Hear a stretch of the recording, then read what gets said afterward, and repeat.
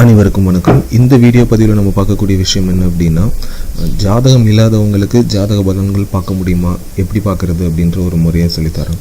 இதுக்கு 2-3 முறைகள் இருக்குது. அதில் முதல் முறை என்ன அப்படின்னா, நீங்கள் சம்மந்தமே இல்லாமல் ஒரு ஜோதிடர்கிட்ட போய் எந்த டைம் அதெல்லாம் பார்க்காம ரேண்டமாக ஒரு டைமில் போய் உட்காந்துட்டு எனக்கு ஆருட கட்டம் போட முடியுமா அப்படின்றத கேளுங்க. பெரும்பாலான ஜோதிடர்கள் போட்டு கொடுப்பாங்க. அது உங்களுடைய ஜாதக பலனுக்கு மேட்ச் ஆகலாம்.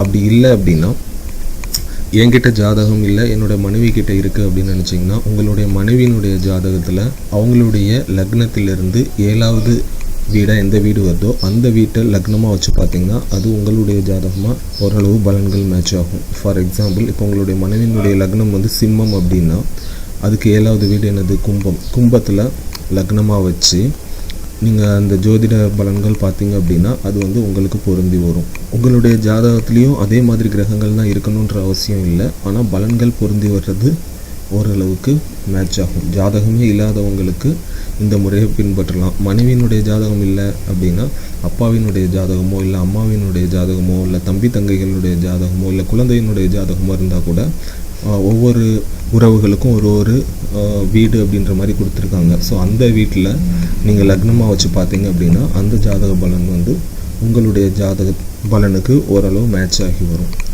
ஜாதகமே இல்லாதவங்களுக்கு ஜாதகம் பார்க்குறதுக்கான முறை இது. நன்றி.